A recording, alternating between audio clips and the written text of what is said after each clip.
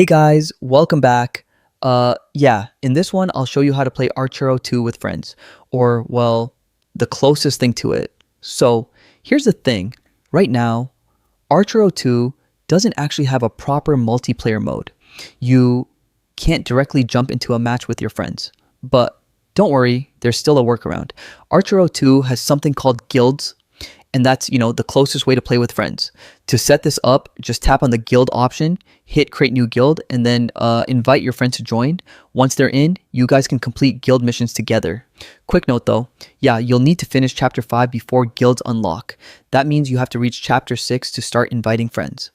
Inside guilds, you can work on missions, share rewards, and kind of progress as a team, but it's not real-time multiplayer, okay?